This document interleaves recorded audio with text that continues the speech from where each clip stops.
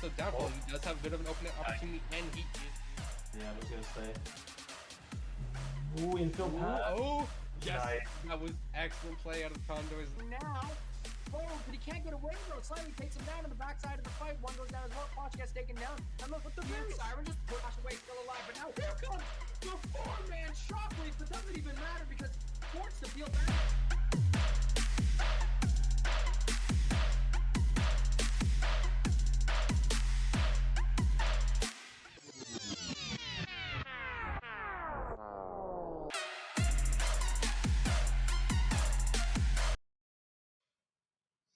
Welcome to tonight's Condors Esports broadcast. Your host, caster, on-air talent, I suppose, is myself, Sarstims. Now, of course, with a league broadcast, we have to have hiccups. Today's hiccup was the freezing rain, so I'm casting from home. Some players are in the hub. We're making do with what we got, and what we got should be some exciting League of Legends action here tonight.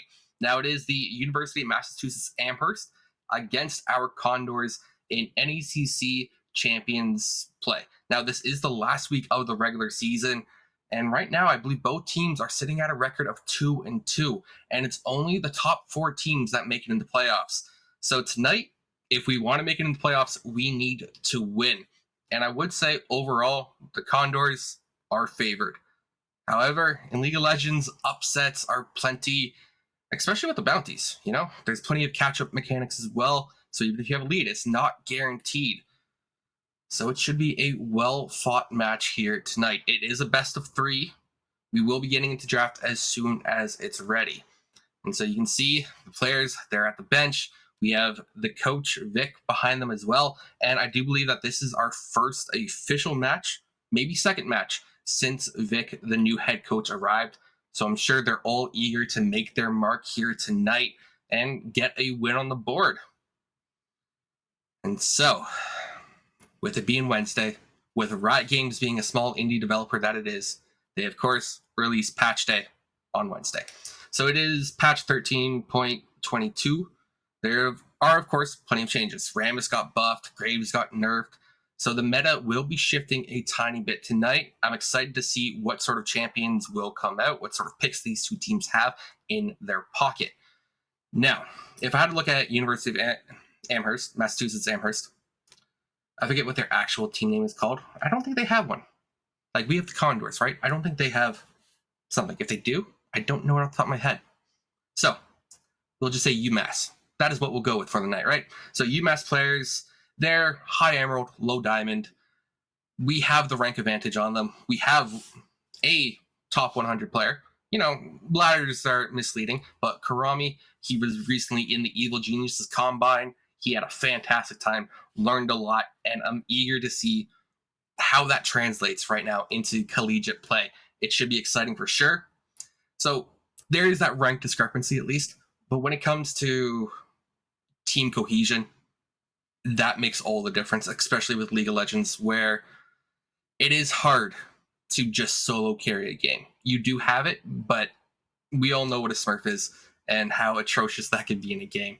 So UMass right now, their picks, I would say, are almost unconventional, right?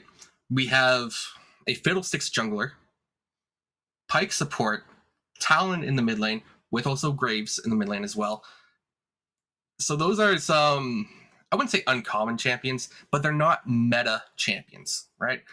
So we are going to see how they draft and how Conestoga counters that draft. So I would expect a Pyke ban or steal, Talon ban, and probably a Fiddlesticks ban. Fiddlesticks is just one of those champions that I personally hate in the jungle. I just hate him in the jungle, right? Scarecrows, I'm sure there's a straw man argument somewhere in there, right? Where Conestoga, we're also pretty defined in our roles, and our roster has had plenty of shakeups over the course of the semester. So I'm curious to see what this iteration of the roster will look like when they actually get onto the Rift. So I believe in top lane, we still have Rain Clouds. In jungle, we have Slightly. Mid lane, we have Kyron. ADC, we have Lopachinski. And in support, we have Karami. And so it should be interesting. And draft will be happening soon. I'm eager for it. I'm excited for it.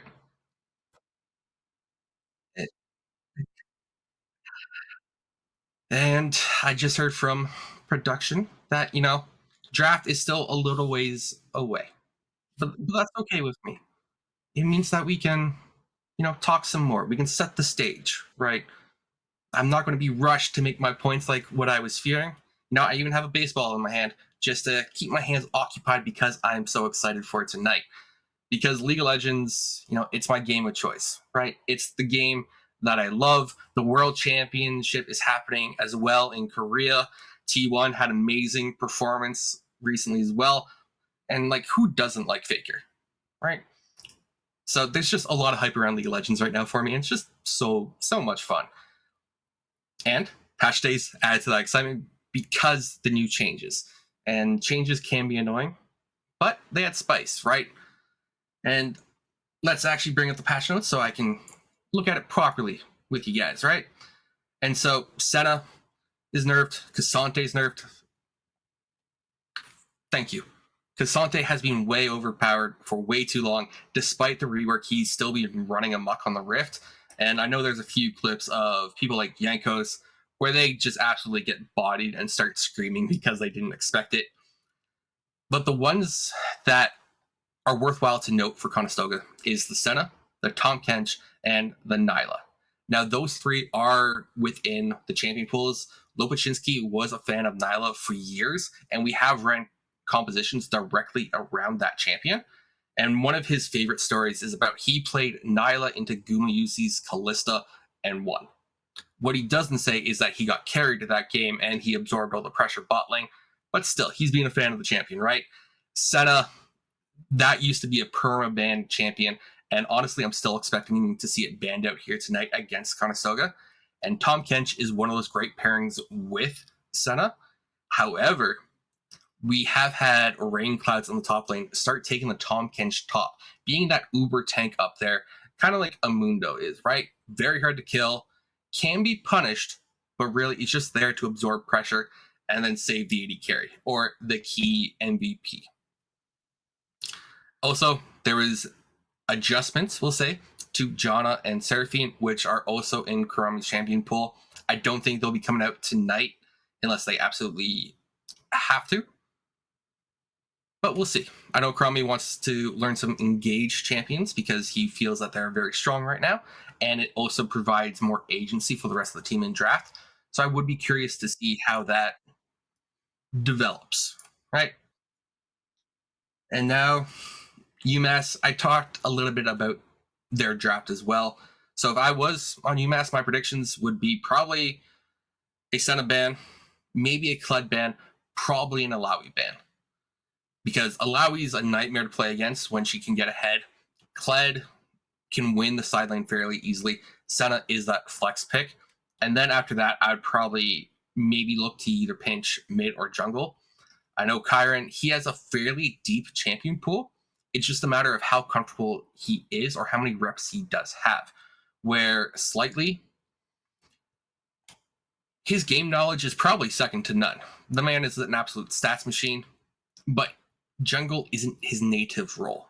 He has played top and support for Condors Esports already. Jungle is fairly new to him. He has played it in solo queue, but he hasn't reached his peak rank on it. So I would be, or am curious to see how he is going to perform there and maybe what the pressure is for him. Can he play to comfort? Is he going to pick comfort, or is he going to try and push himself to play to what the team needs? I do believe he's played Lilia fairly extensively. Jarvan is a standard go-to pick right now. And if you can't play Jarvan when he's been so strong in the recent meta, there's, I would say, a few question mark spams going out. You know, those pings that Riot loves to toy with and take away from us. And they give us tools for communication. Then they say we're using communication poorly. But now, here we are at last in draft. And so with draft, we see that UMass is on blue side, Condors are on red side, and right away, UMass has banned Gwen Senna. Gwen is a great AP scaling bruiser in the top lane, and she destroys most tanks. So seeing that ban right off the front for UMass means that they probably are going to go with a top lane tank, play it safe, play it conservative, and go from there. Whereas Conestoga, they've banned out the Graves, they've banned out the Fiddle, and they've banned out the Pike. So I had 2 out of 3 bans for the Condors right there. I was predicting Talon instead of the Graves. But Talon could come up next if that pool does get pinched any further in the mid lane. And we see Jinx being banned out on the side of UMass, which makes sense. I'm sure many of us have seen the highlight reels right now where she goes from annoying DPS threat to an unbelievable hyper carry as she gets up to 30 attack speed per second, which is absolutely bonkers.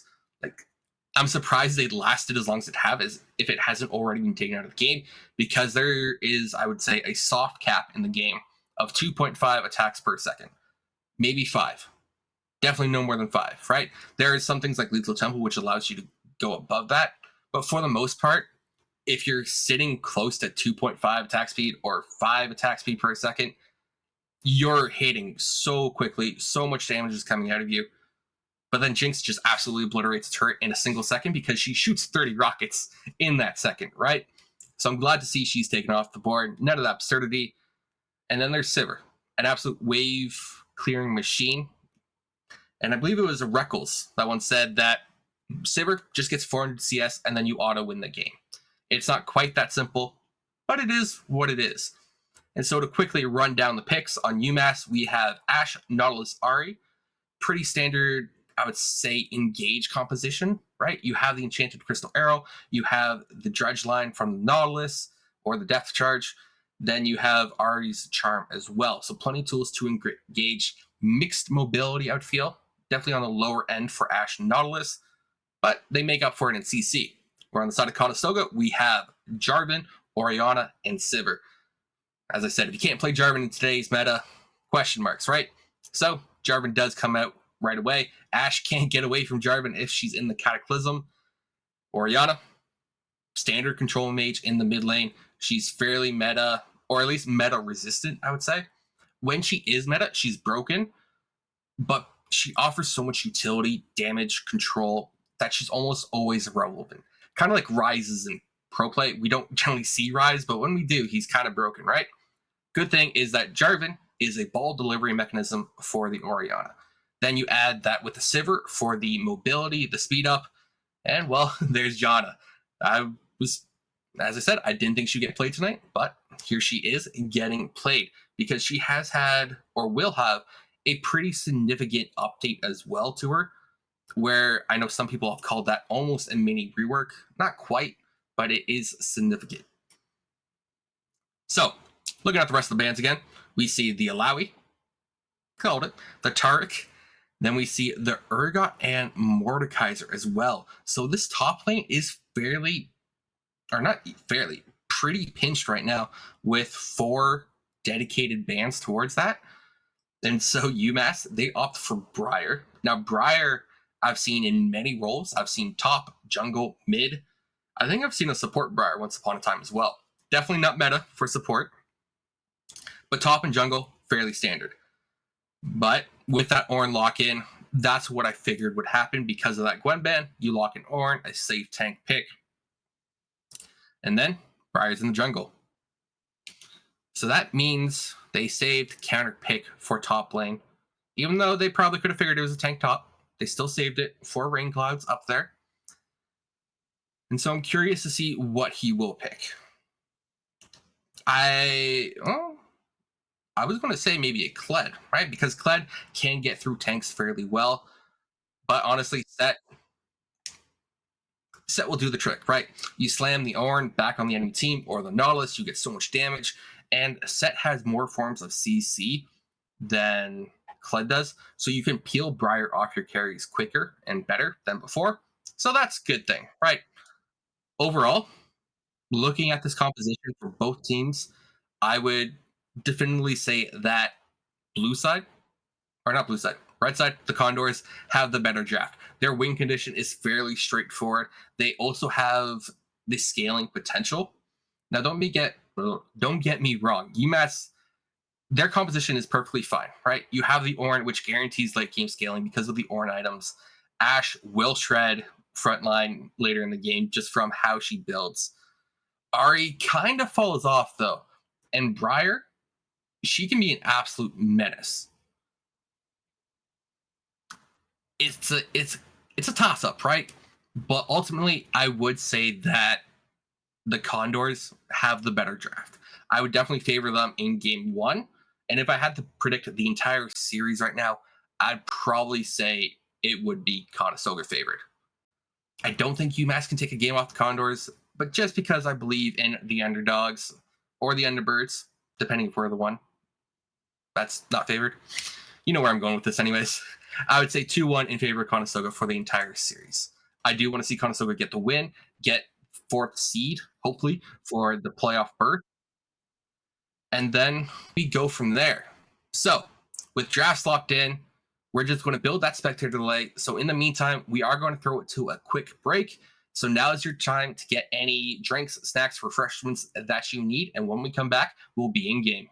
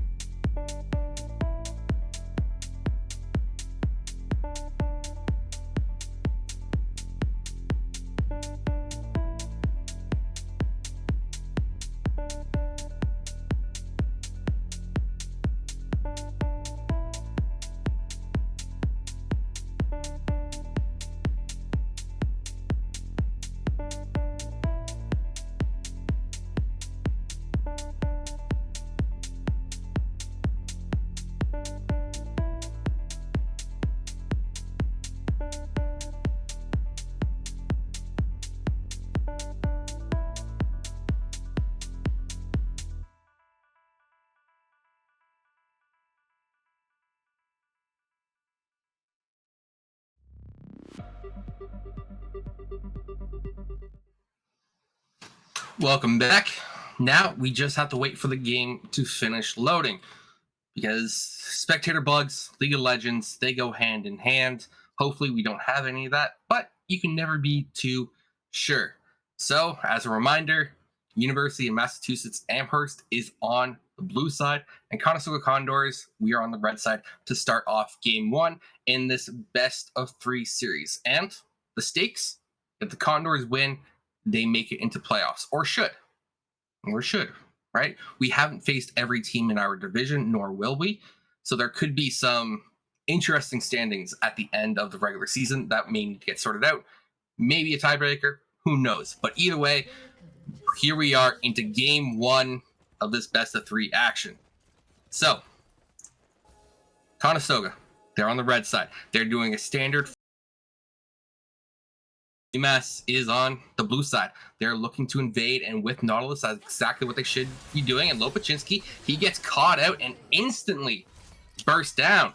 So first blood going over to the University of Massachusetts. I'm either going to get really good at saying Massachusetts, or I'm going to get really, really bad over the course of the evening. I don't know yet. Or I just stick with UMass if I can, but even then, that's not a guaranteed. But either way, great charm out of Nami there. Yeah, Nami. Yeah, we'll go Nami. It would be nice if every player's had very conventional names that I could say without having to guess at where or what the syllables are. And that's back-to-back charms onto Kyron there. And so the Ari trading very heavily, and you can see this is the first wave, and Kyron is already down half his HP. That's a bit of a yikes there. Now Kurami gets hooked there by the Nautilus. That's a 1 trade for blue side as well. And the thing with Kurami, he's a great guy, but he's allergic to hook champions. I kid you not, I've seen the EpiPen he has to carry whenever he either has to play one or go against one.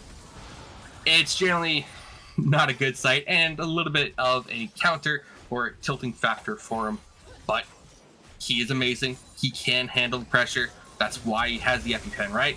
Now the level 2 come through. This is going to be an engage. Now a great tornado knocks up 2. Now Lopachinski's going on Ash, but Kurami's already 1-shot as well. So second blood goes over in favor of UMass. Now it's ADC for ADC. Lopachinski has the health bonus. Both ADCs have popped Ghost. So really, they're just whacking each other right now, doing a little bit of damage. The flash comes through. And so it's a 1-for-2 trade in the bot lane with Conestoga Condors picking up 2. And just like that, they've evened up the gold. And now they're slightly with a flash in, kind of sus. Now Briar's there as well, forces the flash out of Oriana. And kind of an even trade there. Now. Oh. Okay, I just had to make sure we weren't getting more top lane action. But of course, we're now getting top lane action. That's a good trade by the Ornn into set there.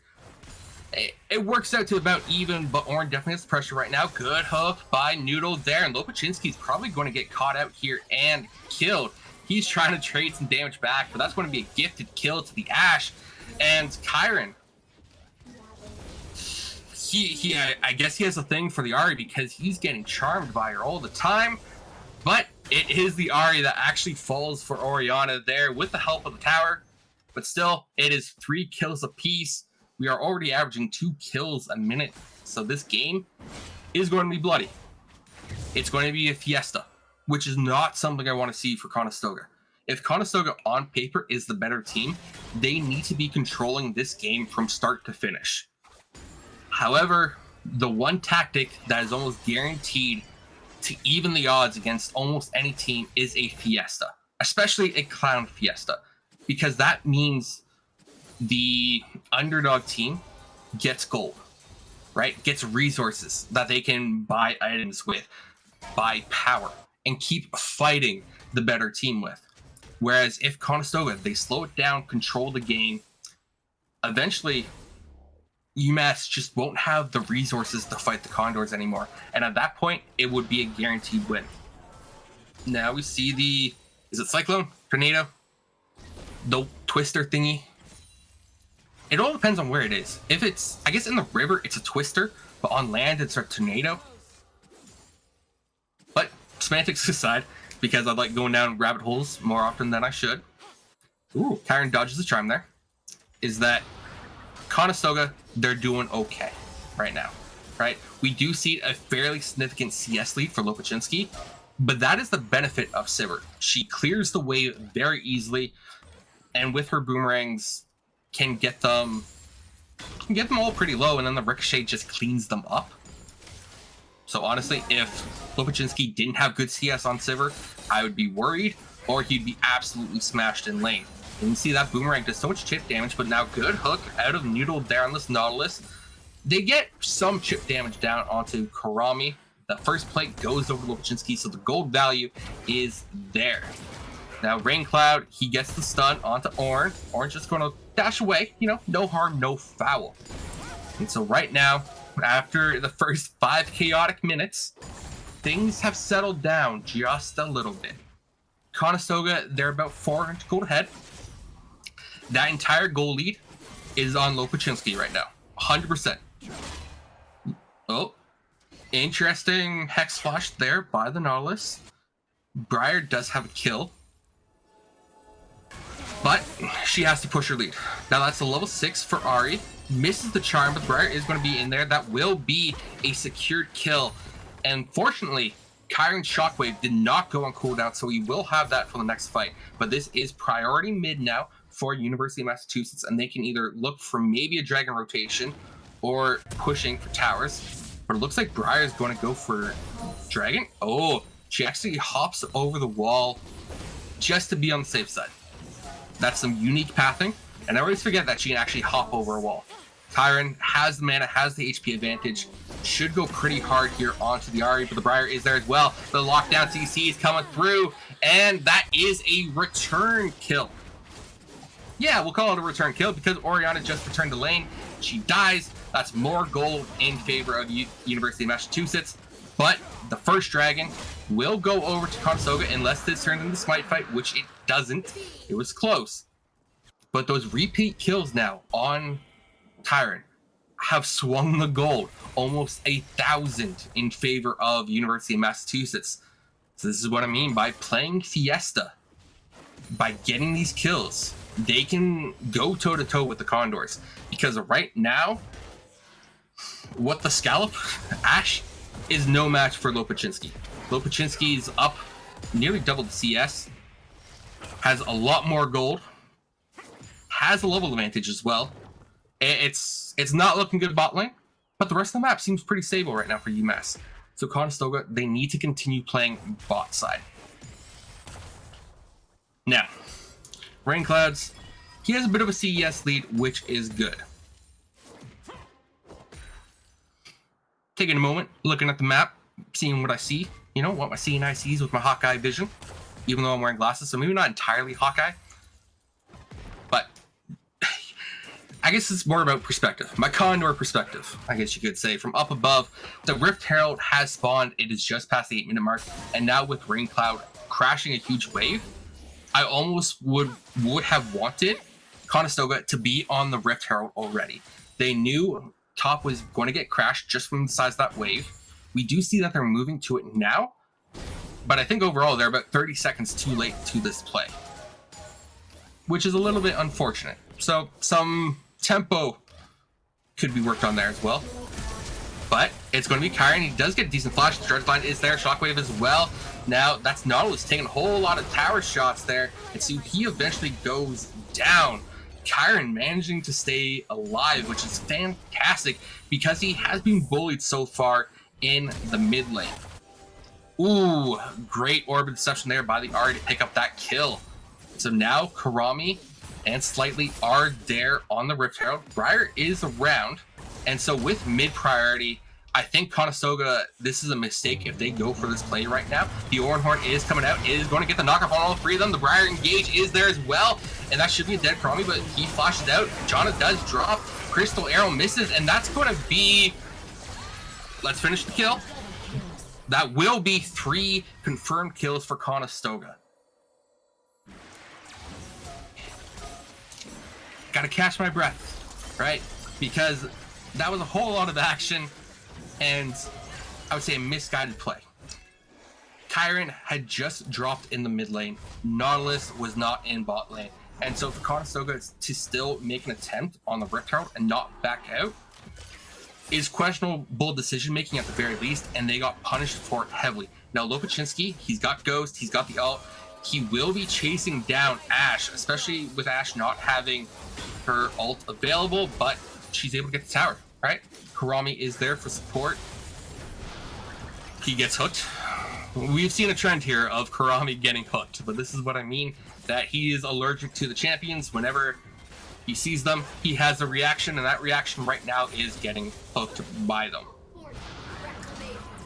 Oh, great spell shield by Lopachinski, but the charm is through, and Karami just drops Lejana, does get the Monsoon out to heal up a bunch, but it just isn't going to be enough. So while Rainpod does have the teleport in, he's going to go down due to a CC chain as well.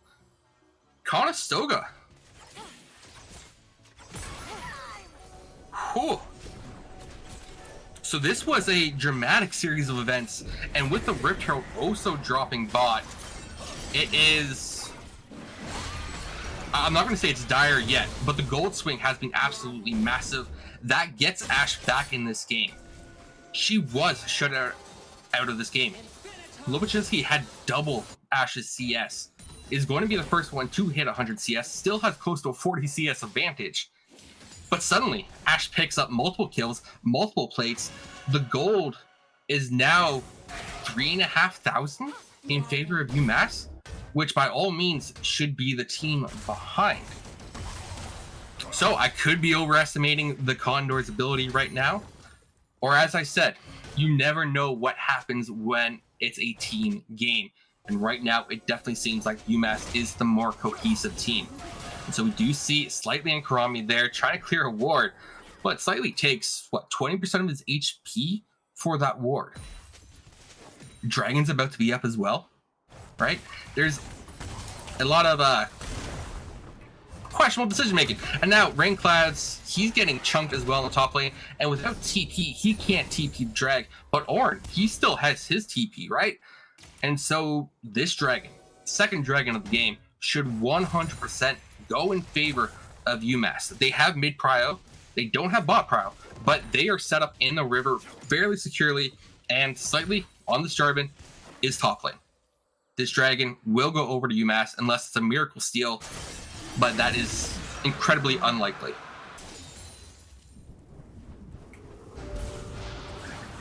The Hex Flash, the hook, and the Spell Shield, but the Enchanted Crystal Orb comes through, and that is going to be a lot of CC onto Lopachinski. Monsoon comes out again. It's a fantastic CC overlap by UMASS. The charm comes through. Kyron, ooh, misses the shockwave, and now it's going to get turned on by the Ahri, but still manages to pick up the kill there with the command dissonance. But Briar, well, she's going to finish up that kill nice and easy.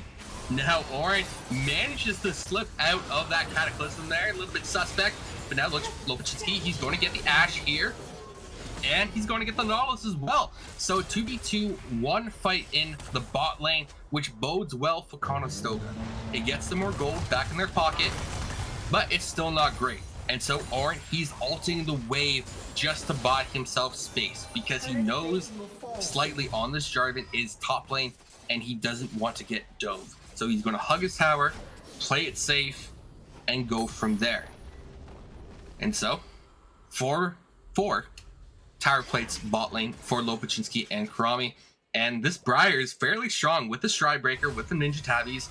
Could honestly 1v2 the Condors bot lane at this point. It would be close. But luckily, Condors bot lane managed to make it out. Alright. So gold, starting to even out again. And when it's not a fiesta, this is where we see Conestoga starting to pull the gold back in their favor. But whenever there's a fight, whenever there's a fiesta, the gold swings dramatically in favor of UMASS. And right now, it's UMASS making a play towards topside, potentially looking for Slightly or Rainclads here. Now Ornn, he takes the last cone over, feeling a bit confident in himself. He's the GOAT after all. So Ahri kind of has to play it safe with the charm, but the orb reception is there. And great hook there out of Noodle. The shockwave is there as well, but so is Briar, and that will be a good disengage out of Karami with that Monsoon to keep his mid laner alive and keep Conestoga in this game. Now Orin dodges out the stun there. And, you know, these micro interactions are very fun. So Lobachinski looking potentially for a kill onto Briar, but she sneaks away there. And so, it's still a 2k goal lead for UMASS. We have Dragon coming up relatively soon. And, you know, from there, it's a good charm. Great damage out of the Ahri. And when Ahri gets ahead, she's an absolute menace. When she's behind, she's a glorified caster minion, right? But with both bot lane towers being down, we see the bot laners have transitioned to mid. Decent hook there out of Noodle. Good spell shield, but the chance Crystal Arrow is dead. And that's another death for Lopachinski. That's slightly coming in as well, but he doesn't quite get it with the flash, flag, and drag as well. So good response flash out of Briar. Now, slightly, he's still going for this, even though he doesn't have prow. He's outmanned. And so this was, to say the least, an interesting play. And once more, Kyron is charmed by the Ahri and drops as well. So, I like saying so a lot in case you guys haven't picked up on that. Or people. Let's be inclusive. In case you people haven't picked up on that, I like saying so. It's my filler word. It gives me time to think and realize that Conestoga right now, they could actually be in dire straits. Their entire top triangle of the map is down and behind. Their only highlight right now is Lopachinski's Sivir. But Sivir as a character only has one spell shield, one ability to block or counter CC. And we've seen that UMASS knows how to layer their CC nearly impeccably. There's a few windows where you may be able to flash out in between layers, but overall, it's effective against Lopachinski, and he's died numerous times because of that. And so, Rift Herald, top lane, that will be the top tower going down. The mid tower is already dropped for the Condors. And when you look at it, University of Massachusetts, they have a commanding lead across the map. Their goal lead is up to 4k. The third dragon is spawning. It is a Chemtech soul. And so those increased resistances on the likes of Ornn or Briar, it's a scary proposition. But now Nautilus and Ahri, they're kind of fighting in QB3, but slightly goes in there with Cataclysm, but that just isolates them out to die. Great enchanted Crystal Arrow drops another, and now Lopachinski's trying to run for his life, but he's charmed back into the fight. Rain Cloud comes in with a huge suplex, can't do much, and now we just see Kyron's lady drop on the river. Rain Cloud should be able to get out, but there's the Ornn with the knock-up, and here's the horn to I almost had it there. There's the horn to end it all, right? That's a clean ace for UMASS there. They do lose the Nautilus, but a 1 for 5, you get the dragon, you get mid-prio again, is absolutely fantastic. And now the Condors, they're suddenly down 6k gold. Yeah, they're bleeding pretty heavily right now, and I need to see some way for them to shore it up. You know, do some triage, right? Put some bandages, do whatever you have to. I don't want to say amputate the dead limbs because you can't really do that. You know, they're your teammates, but you got to get your team back in the game right now. And Kyron having 6 deaths, I don't want to say is the weak point, but he has been attacked fairly heavily. Slightly on this Jarvan has had too many questionable engages that have either caught him out or led directly to a lost objective. We saw it when he was trying to get the kill onto Briar earlier in the top river. That was pure greed. In the dragon fight there, he was overextended. And it's very easy to overextend on Jarvan because of his flag and drag, his cataclysm. You can chain that all together to basically engage from a screen away. So, I've said a lot of what Conestoga needs to do, right?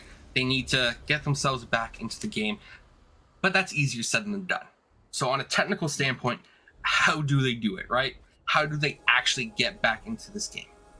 Well, for one, they sack the next dragon. Two, they get picks, but trying to get a pick on Ahri is next to impossible without that layered CC. And I would much rather have saw an extended engage on the Ashe there, who can't get out of the Cataclysm without using Flash. Where Ahri, she just ults out, right? She dashes away. She has 3 or more of them, depending on the stacks present. But as I was saying,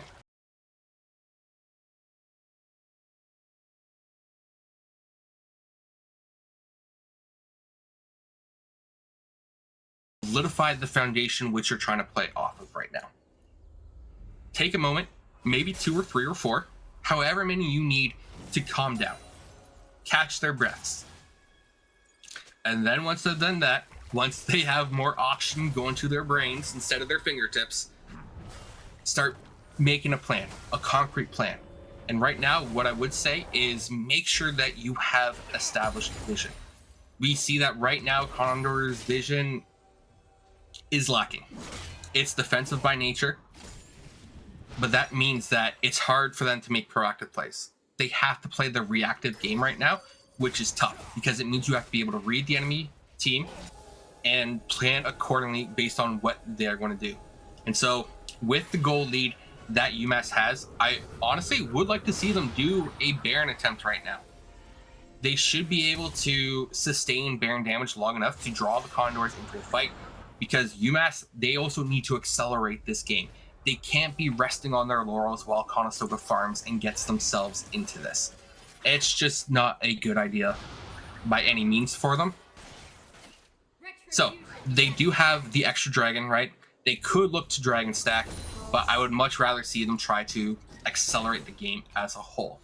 So next dragon is in 90 seconds. That's probably what they're playing towards right now, as we see 3 members bot side moving together, establishing and clearing out vision. Maybe looking for a pick on Orianna, but probably not going to find one. They're also covering Briar's invade as well. And so if Briar is able to invade, steal camps away from Slightly's Jarvan, this Jarvan falls further and further behind. And Jarvan, with his current build path, needs gold. But this could be engaged here as Slightly actually gets pulled away from his flag and drag. The Ornhorn comes through, but it's used there just a little bit and still clips Kyron, who then gets followed up there by the Ahri. And so this is a full-on team fight that devolved off what it should have been a simple pick. And so there's problem is Monsoon just doesn't do enough there. Rain Clouds, Lobachinski there hugging the tower as best they can, if not hiding behind its skirts. And so you see this Ahri stepping up. She's feeling confident. This Ahri's 9-2-10. That's 19 out of 23 kill participation, which is absolutely phenomenal. The only kills this Ahri hasn't been involved in were the ones bot lane early on in those 2v2 fights. All right. Teams have reset. Now is a chance for everyone to grab a drink because hydration is important.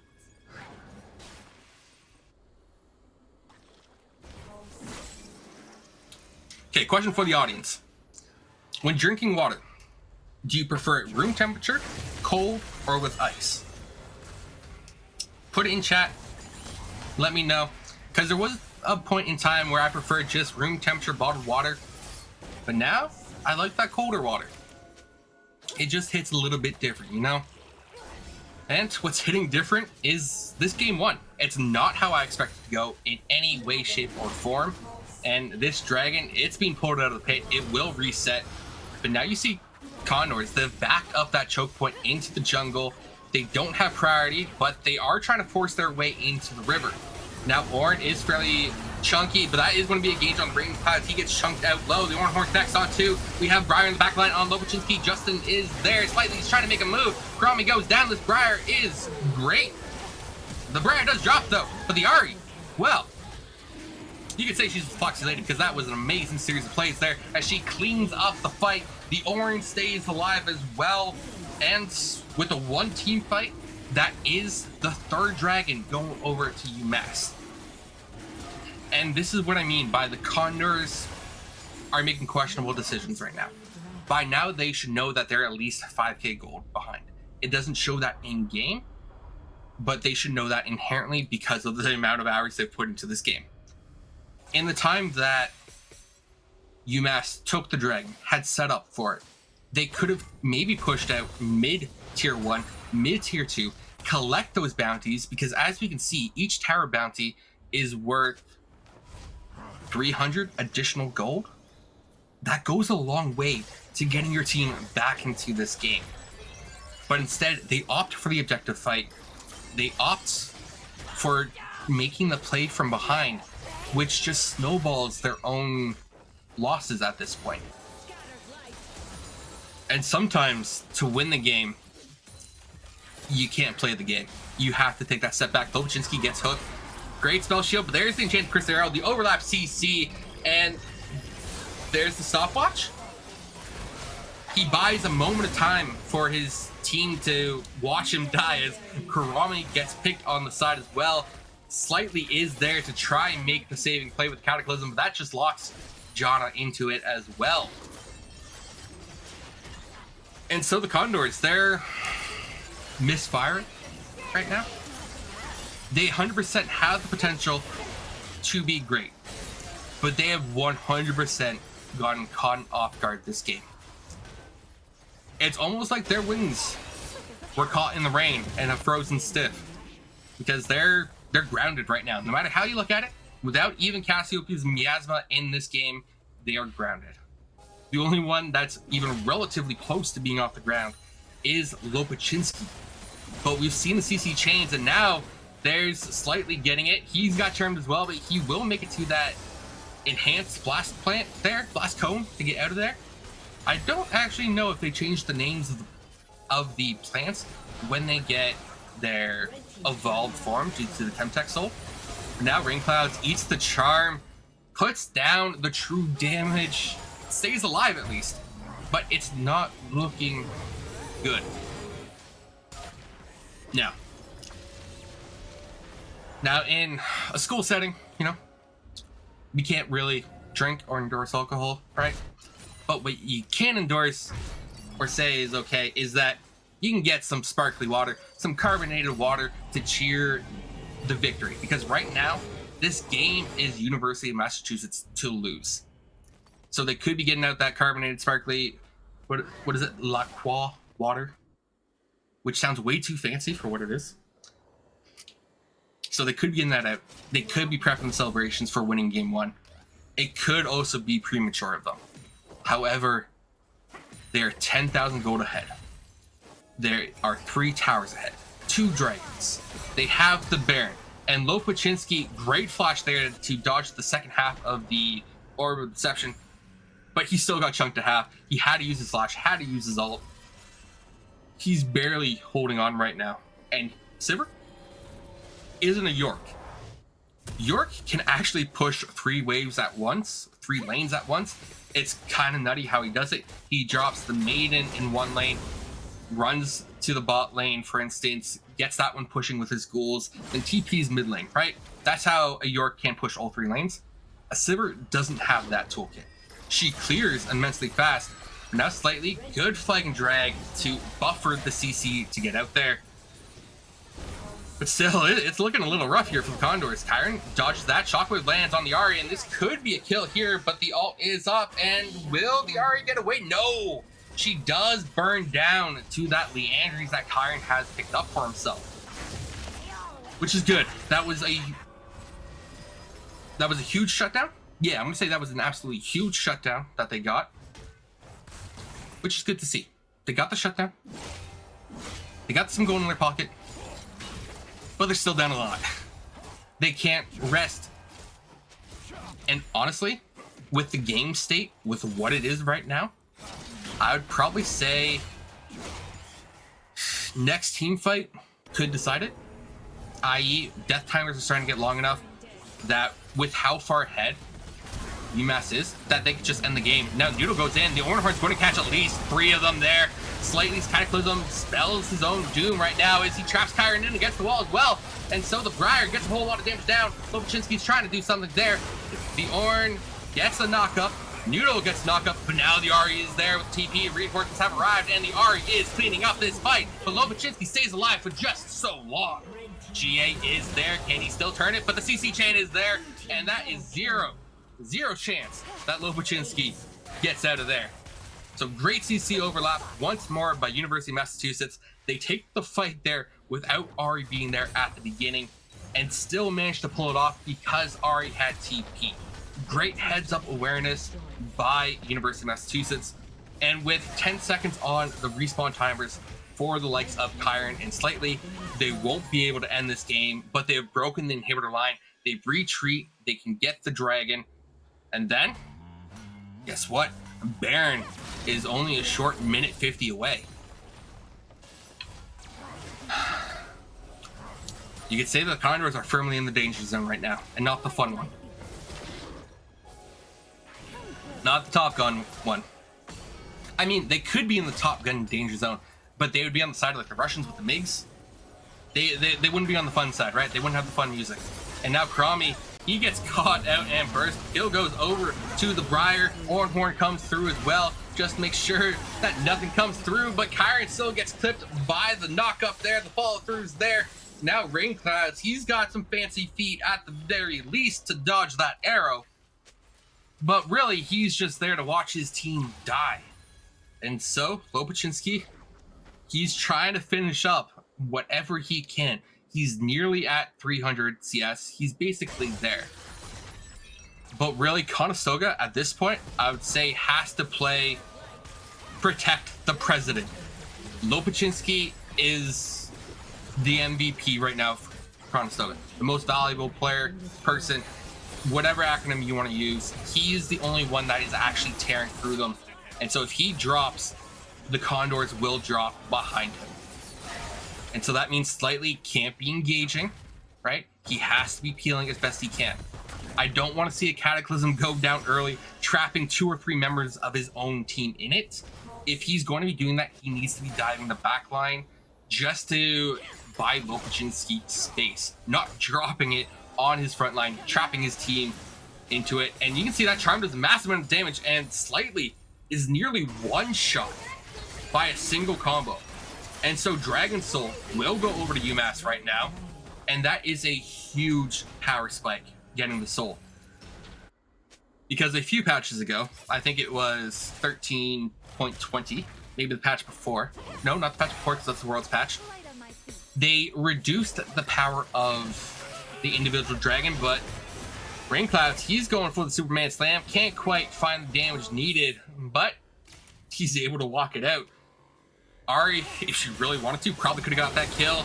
And as I say that, she does. And there's the ult to dash back over the wall. And she's safe and sound. And once more, Slightly just looks on in awe. UMass as well. So UMass, they have all the tools they need and then some, I would say. Just look at the level advantages that they have occurred. It is 3 levels in jungle, 3 levels in mid. ADCs are actually even. A level for the Nautilus, and I can't quite see the set's level right now, but I'm going to say at this point it's probably 2 levels as well for the Ornn. Those level 18s are so impactful, and with Ornn being level 18, he has full access to all of his upgraded items. And so looking at the items right now, you can see that every single person on UMass has an upgraded Ornn item, right? So while the gold may show it's, what, 16? Math is hard right now. 14,000. We'll say it's 14,000. 13.5. Add another 5k on top of that because of the Ornn items. That's how strong they are. That's how great those upgrades are in just pure gold value efficiency, which means that it's closer to a 20k gold gap right now. That's, I would honestly say, insurmountable. Conestoga would have to play the best game of their lives to even have a remote chance of getting back into this. And that's if they can hold on right now, because their bot tower is going to drop here. Justin does go in. He gets a good Cataclysm there. The Pulsar's there with the Shockwave, but the damage isn't quite there as Ari is just running amok on the sidelines. And now it's basically a fight of attrition, but Lopachinski's able to free fire in the backline, and he's turning this fight around. He's going to get the Orin as well. The Jack Show isn't quite enough, and you see those 1K shutdowns happen. And so the Conestoga find a one-team fight here at their last inhibitor tower. They're showing some life, but there's still 2 waves of super minions crashing into their base right now, crashing into those Nexus towers. And if those Nexus towers are down, then the death knell is upon us, right? Because it's so hard, so very hard to defend an open nexus. So Baron and Elder Dragon are going to be up within 30-40 seconds of each other. Elder Dragon is 100% the priority. Conestoga cannot lose it. They just cannot. If they lose Elder, I would say it's an instant loss, because there's just nothing you can really do against an Elder when it has a burn and a very strong execute. It's ridiculous. I think it's either 10 or 15% on the execute for remaining health. And so their last one team fight was close, right? So if UMASS had that Elder Dragon, it would 100% have been a one fight for them and a game-ending fight. But with that one fight, Conestoga, they've closed the gold gap about 4K there. Most of that is off the bounties. They have one inhibitor that's respawned. Their second inhibitor will respawn as well. But it's still not looking good at all for them.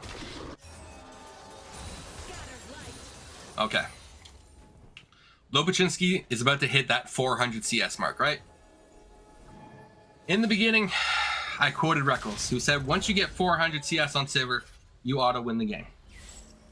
Well, in 5 CS, we will see if that comes to fruition, despite how far the Condors are behind. Oh, Rain Clouds, he gets caught out to the side right now. It is going to be a TP out to kind of help save him. Slightly is coming down as well. He's going to use the Cataclysm, catches 2 in there as well. The Shockwave comes through, but Noodle staying alive for so long there. And this is going to be an extended team fight now as people collapse on both sides. It is going to be the Ahri looking for multiple people. Lopachinski, he is in his GA once more, and that is going to be a one fight for UMASS. The Condors are all but wiped. The only one left alive is Rain Clouds on this set.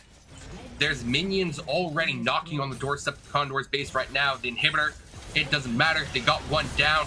Orin can tank the towers, and now Rain Clouds, he's trying to do something, but he can't do much of anything right now as he gets shoved away. Ash free fires on the Nexus, and this will be University of Massachusetts taking game 1 in this best of 3.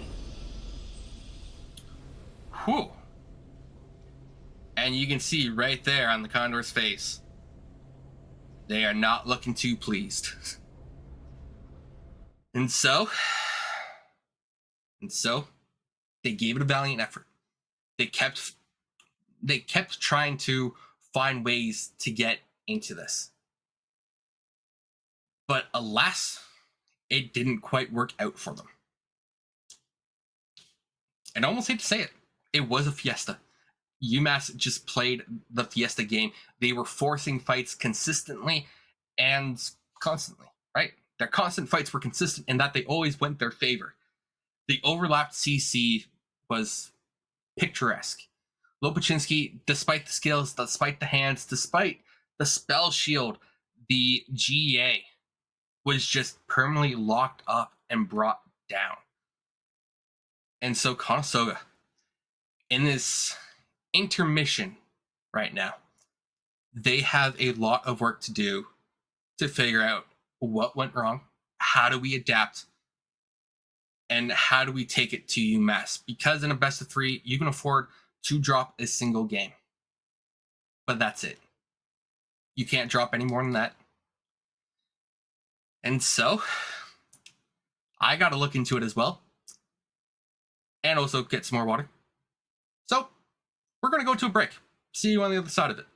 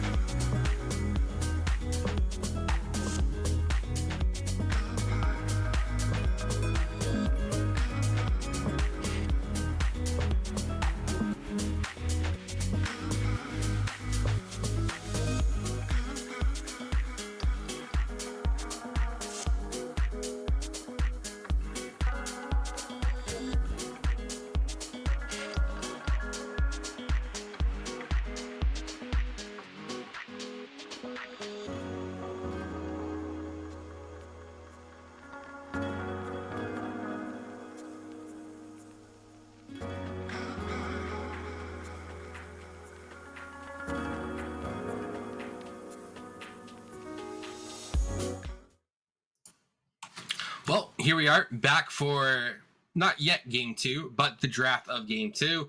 So UMass took game 1 in a very convincing fashion. And so Conestoga Condors, they have opted to swap sides. Now we are hopping directly into the not champ select, but draft. And so we see that Ash is a priority pick this series, with it going straight for the Condors. Now, both Karami and Lobachinski can play Ash. So, I don't know if that's support Ash or carry Ash yet, right? But looking at the bans, we can see that it's being standard for the Condors, the Fiddlesticks, Graves, and Pike, where there was a slight adaptation on the side of UMass as they ban the Sivir as well. And so,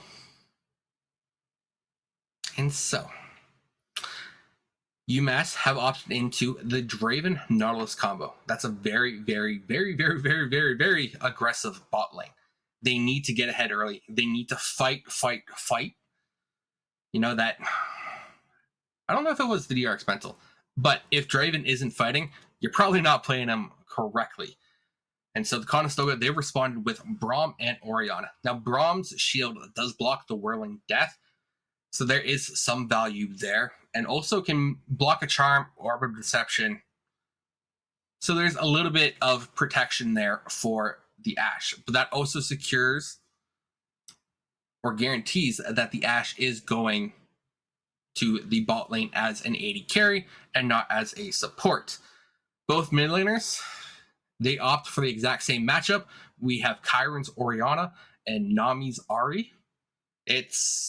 We know how it went last game. 100% interested to see how it goes this game. What adaptations can Kyron make to, I would say, even go even? I don't know if he can win lane because that Ahri performance game 1 was phenomenal. So if Kyron just, I don't know, if he ties up his laces, if he can actually dodge the charms and not die, I don't care about the CS. If he just doesn't die, that would be a winning situation right now for the Conestoga Condors. So we see more bans coming out. This time, the jungle champ pools are being pinched, as we see Briar and Vi banned out on behalf of Conestoga. We see Jarvan banned out already. And now UMass Amherst, they're picking their last ban right now. And I wonder what it shall be. Did they miss? They may have misbanned. Fascinating. So, there probably was a ban there. We just don't see it. It could be a bug of some sort or time ran out. Don't actually know. But either way, that is Maokai locked in right now for the side of UMass. And the tree, he's not just bark. He does have plenty of bite with his little saplings as well. And the early top pick, I would say, Mordekaiser for Rain Clouds with the Nocturne jungle. Now, to be fair, they have to pick top lane and jungle there due to how pick ban goes. So it's not necessarily an early pick, but usually you save it for either B5, R5. That tends to go or be how it goes in competitive play. Whew. Right. So that means UMass, they have counter pick. The only lane they haven't shown is top lane, and there it is. They get the Olaf. Now, Olaf and the Mordekaiser, I'm not entirely sure how this actually plays out, because when the level 6 arrives, you have the Ragnarok, which is immune to CC, and you have Mordekaiser, who has that Death Realm, right? He wants to pull people into it. So the interaction that we would have to be aware of is the Mordekaiser using the Death Realm when the Ragnarok is up, or before or after, right? And I'm not entirely sure if using the Ragnarok acts as a cleanse to get out of the Death Realm, or just prevents CC from happening while using it. It's just one of those skill interactions that that some players know, others don't. Because there's a lot of skills. There's 168 champions right now, each with 4 abilities and a passive. And that works out to close to 800, I think, abilities and passives in the game. So there's a whole lot of interactions when you get down to the nitty gritty of it. But right now we see the compositions. The Condors, they're feeling very blue. They have the Ashe, Braum, Orianna, and Nocturne. If Mordekaiser wasn't green with Envy, it would be an all blue comp. And so, seeing these 2 drafts, I think University of Massachusetts Amherst win game 2. They sweep the Condors. Having the Ahri still in the game, not banned out, I feel is egregious. I'd much rather see a Pyke or a Graves slip through. Graves can be dealt with. He's a low range bruiser of an ADC kind of thing. Plays jungle, plays mid. He's also just being nerfed. And you just saw the Ahri pop off. So I don't entirely agree with the decision making here in terms of bans. But at the end of the day, it's Conestoga that has to play out this draft. And has to play against the draft of UMASS. So, if they feel that they can do it, all the power to them, and I'm here to cheer them on, but it is an uphill fight for them. Without a doubt, it will be uphill. Not just like a little tiny hill, it is a severe, steep incline. It could be a cliff, it may not. It all depends on how game 2 actually starts. Do they get first blooded again? Do they actually ward the river position correctly? Do they not give away early deaths? Do they play it slow and methodical? There's so many questions that need to be answered. But we can't answer them until we're actually in game. So right now, we're going to throw it to a break. Make sure you grab your snacks, your refreshments, and we'll see you on the other side for game 2.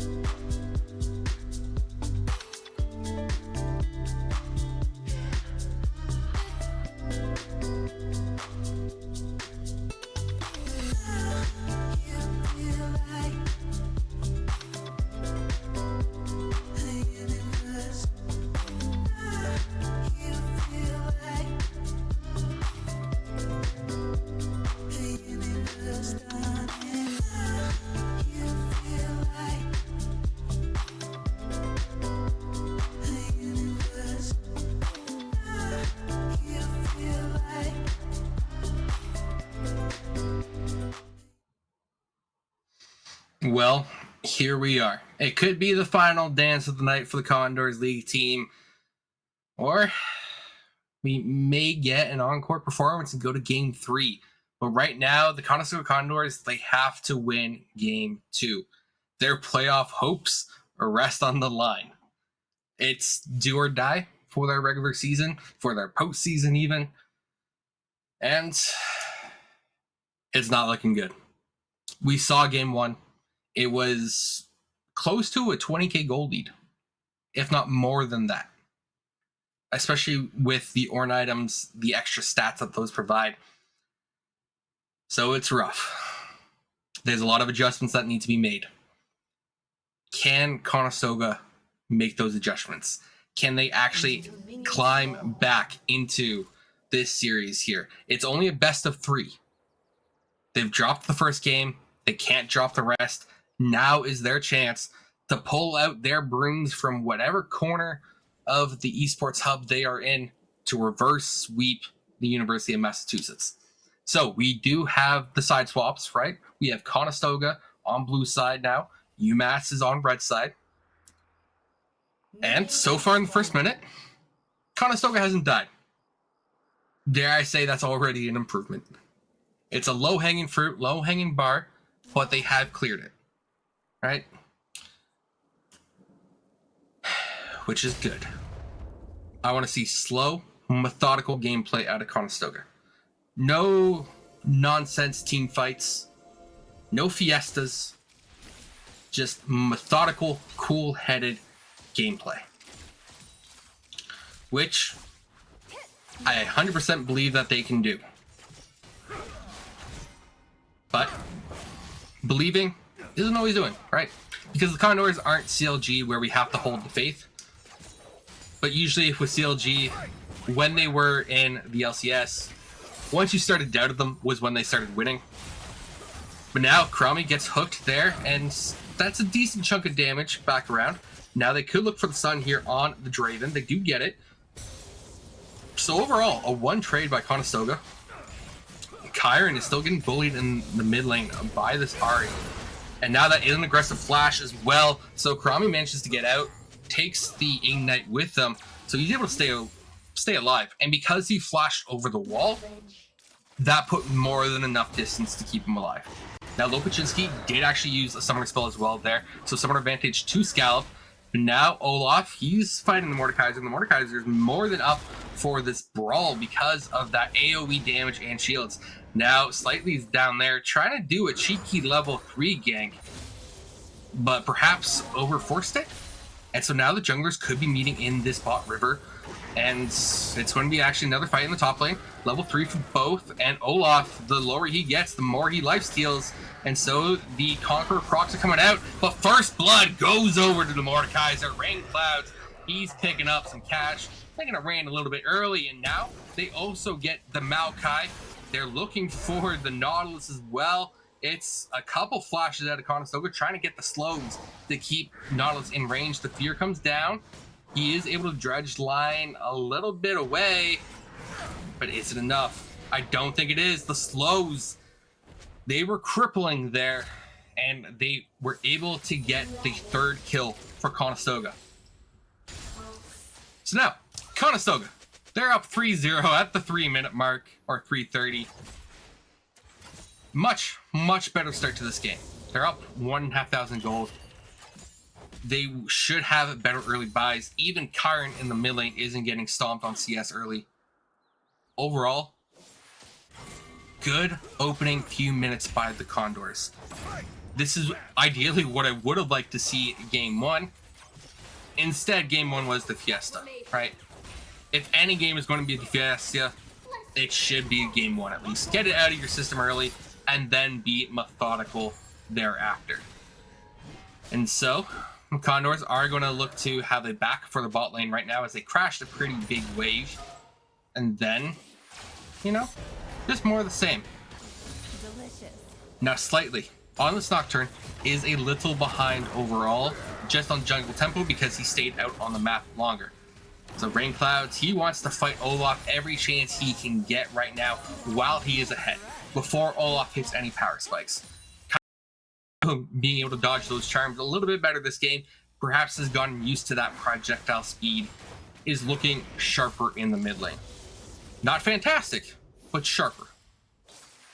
And also right now you see a little bit of the typical trading pattern of mana for HP.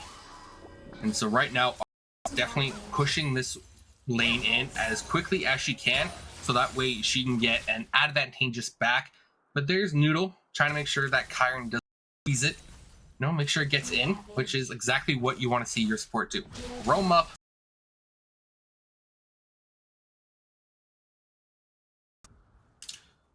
Whew. Okay. Nice, calm, relaxed. And so we see the Condors. They've slowed it down enough that they're not being hasty. They're capitalizing on their opportunities. And right now you can see the gold there. There's already 400 lead for Lopachinski. Decent lead in top lane as well at 500 gold, 300 as well in the jungle. This all bodes.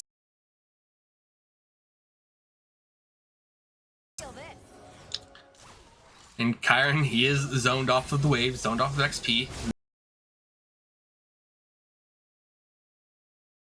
Scramble smash, and Kurami, he is able to jump out to his teammate, but he gets pulled back in by the finish line. Slightly is there, and this will be the first kill on.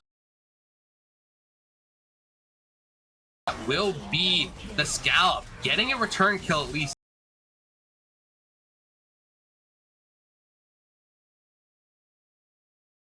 The kill before he died. Draven did pick up.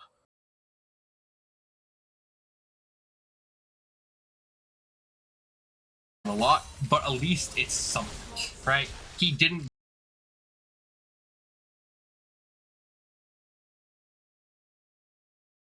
Helps.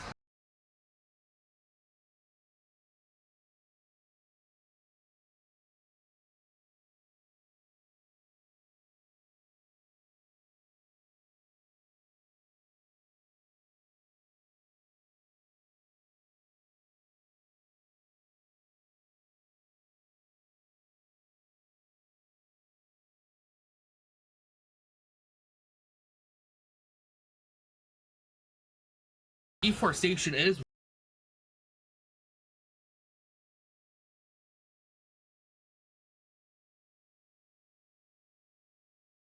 a great tree.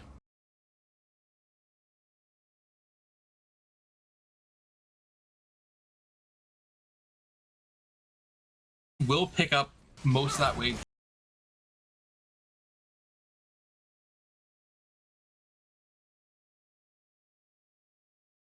Conestoga, they catch.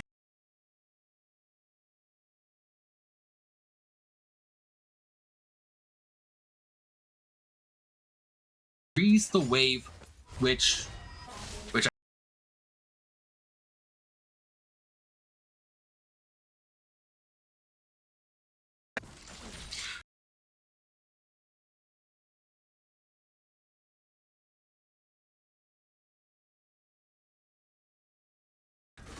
now when you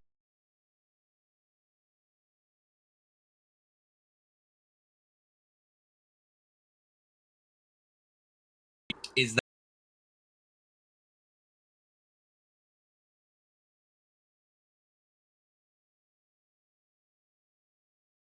bot lane between the ADCs.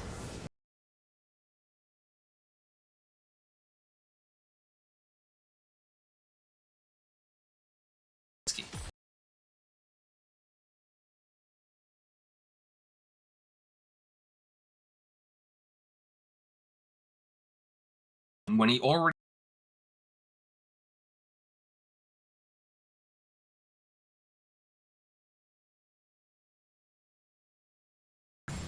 the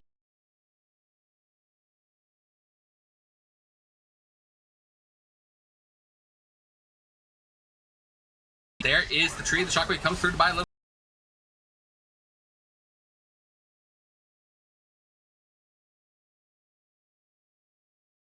safety.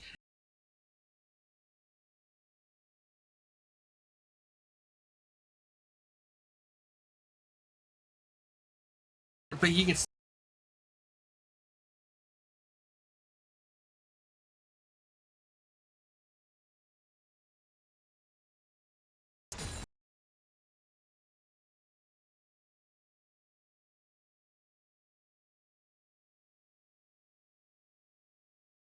East African.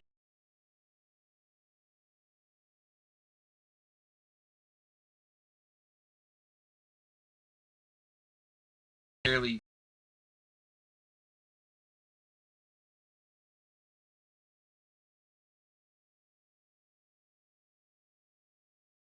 So they are not taking any.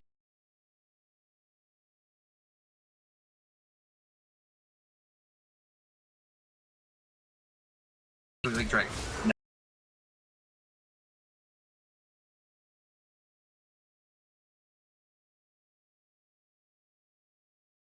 Survives this one.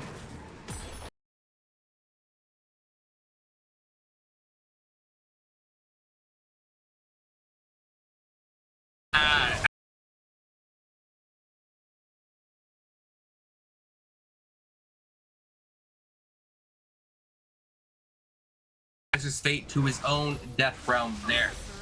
And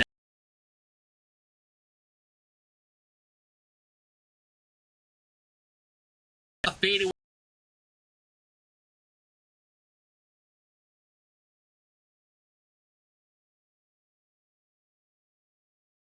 developing.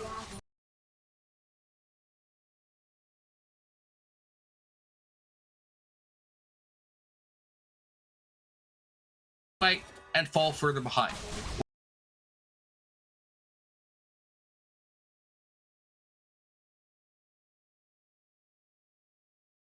But the reinforcement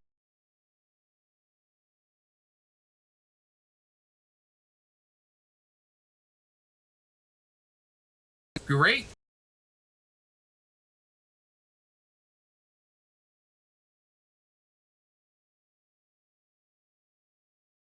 Right.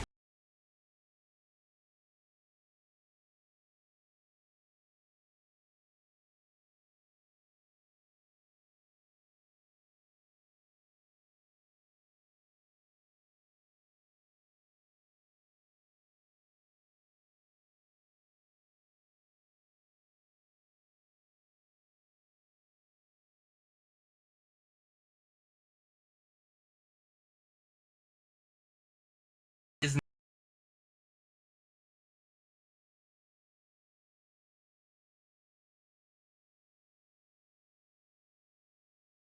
without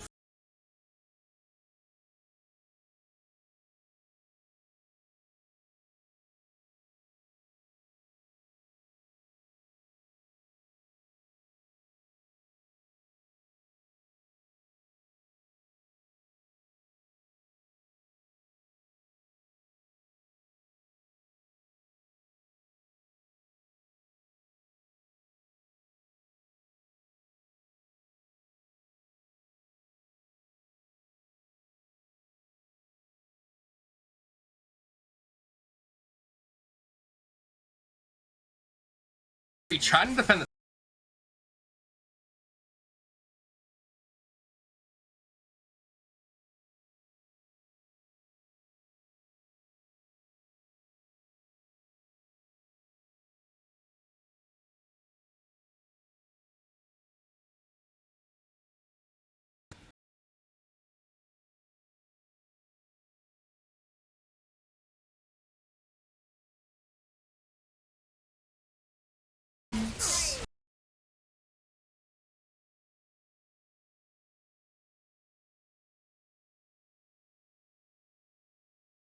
the minutes